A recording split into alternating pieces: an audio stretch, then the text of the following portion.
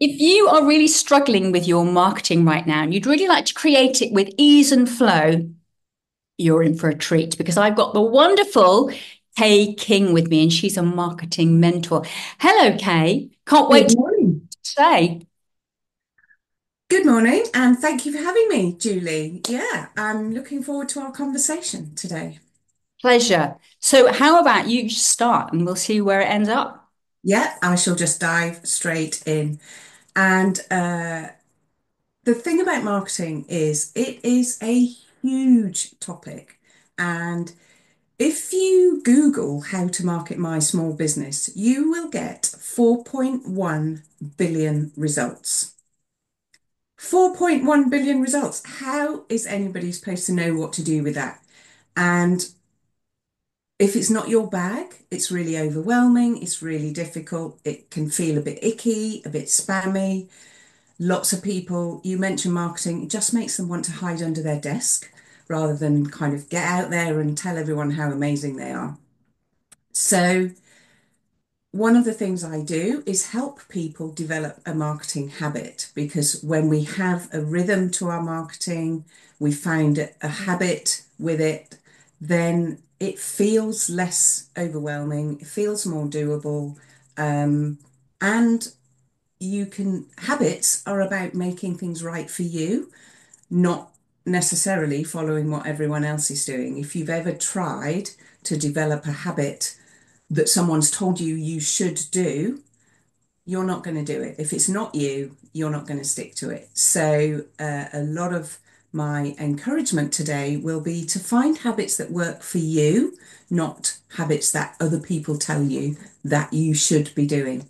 Having said that, I am going to share a few habits that will help you if you can embrace them. The first one is slow down. It's so tempting with marketing. You get all excited about your program, you get all excited about this thing that you've got that's going to help everyone that you want to help, and you dive straight into doing the marketing. You dive straight into writing social media posts or telling people how fabulous it is. And that can often be really frustrating because if you dive straight into doing without pausing to reflect on who it's for, how you help them, and why you're different, everything else is just going to be really hard, really, really hard. So, my first habit is to stop, pause, and slow down and reflect on those three really important questions. Who do you help? How do you help them? And why are you different? They're the foundations for everything in marketing. The second habit is to make time for marketing because if marketing isn't your bag, it's always going to go to the bottom of your list. Always. I'm the same with finance. I have to make time and make an appointment with myself to do the finance work because I hate it. I don't like it. So think about marketing, think about when you can make time to do it. And you might often people say to me, I haven't got time. I haven't got time to do marketing. It's just, it takes up too much time. And I get that. But you will have space in your diary. So if you do one thing today, look at your calendar and go and find the first Tuesday morning, say. If you decide Tuesday morning is going to be your marketing morning, go and find the first free Tuesday in your calendar, block it out, and call it your marketing moment, your marketing habit, your marketing space, whatever feels right for you. And then block out every Tuesday morning for the next 6 months, the next year, and hold on to that time. Just protect it and hold on to that time to work on your business and to work on your marketing. And use it for planning, writing, learning about marketing, whatever feels right for you. So that's my second habit. My third habit is listen to your clients all the time. Every time you're having conversations with them, listen to what they're saying. Listen to people who talk to you about the problem you help solve, even when they're not your clients yet. What are the words that they're using? What's the language that they're using? How are they describing the problem that they have that you can solve? Because that is marketing gold.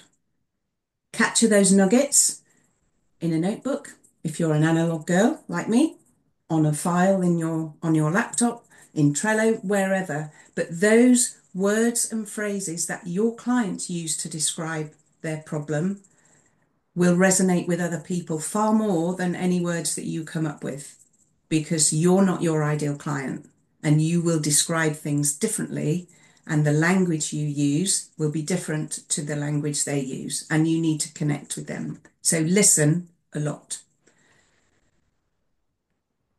My fourth habit is to make a plan. Everything in business needs a little bit of structure, a little bit of a plan, but it doesn't have to be complicated. Nothing in marketing has to be complicated. Make a plan. Who are you going to talk to? How are you going to help them? Why are you different? That's the foundation always of your plan. And then think about what works for you. You don't have to do all the things that everyone tells you you should be doing. If LinkedIn feels right for you and posting content on LinkedIn once a week feels more than enough, then that's your plan. Combine it with a bit of networking once a month. There it is. You have a marketing plan. You don't have to be everywhere all the time. You don't have to create a podcast if that scares the heck out of you. You don't have to create complicated funnels and lead magnets and all of that stuff if it doesn't feel right. And incidentally, a lot of the people I work with are coaches, consultants, therapists, professional service business owners. You don't need a massive email list. So you don't need a complicated funnel to build a massive email list. Your marketing is about building relationships, connections, and conversations. That's it. And you get to choose how, when, and where you have those conversations. So make a plan that feels doable, feels right for you, and then you're more likely to stick to it. Check in. This is habit number 5. Check in with your dream client, that who you help, how do you help, why are you different? I bang on about those 3 questions all the time. And incidentally, it's okay to keep repeating things. My clients often say, "Oh, I can't say that. I always say that." Yes, I know. People need to hear it. People need to hear it multiple times. So make it a habit to check in every time you're going to write a blog, every time you're going to write a social post, every time you're going to a networking event. Just remind yourself who you help, how you help them, and why are you different? What is it about you, alongside the gazillions of other coaches and consultants, marketing people, there's gazillions of us. What makes you different? So remember to check in with that. And if it's helpful, have a picture on your wall.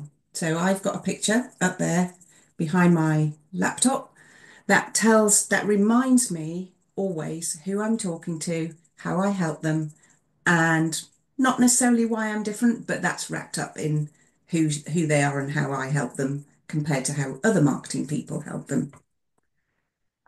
Habit number 6, be yourself. Just be yourself. It's okay. I was talking to an accountant the other day who is on the point of shifting the focus in their business. There's a small firm. They are looking to work with bigger clients, and they said to me, "Oh, we need to be more professional if we're going to work with bigger clients. We need to be more corporate."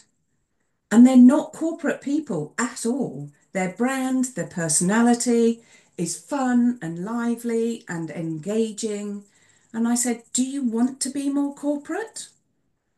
Mm, no, no, we don't. Well, don't then. So be yourself. You don't have to be someone you think you have to be. And actually, it's really, really important that you are yourself in your marketing, because if you're trying to be someone else on your LinkedIn or your Instagram or your YouTube, and somebody makes an appointment to have a conversation with you, and then you're someone completely different, you've lost them. They've connected with the person you're being in your marketing. They haven't connected with the real you, and they're going to feel really let down and they're not going to want to work with you because the real you might not be the person you're projecting. It's essential that the person you're projecting is you. So be yourself. It's perfectly okay, flaws and all, because that is what's going to help people connect with you. And that's what marketing is all about, human connection. And the final habit is to just remember that marketing is just a conversation. I've touched on it before. It isn't about algorithms, AdWords, avatars. I never use the word avatar because avatars are blue people, not real life human beings. I use the term dream client. So marketing isn't about any of those things. It's not about funnels. It's not about CRM systems and email tech. It's about conversation between you and somebody who needs your help. And it's about helping those people find you so that they can get the help they need. So if you remember it's just a conversation, that's going to make marketing feel so much less grubby, so much less icky and spammy, and hopefully it's going to feel much more doable. Oh my goodness, Kay, that was marketing gold. I absolutely love that. You addressed so many of the concerns that I have about marketing. And I absolutely love what you said about be yourself, flaws and Yeah. all.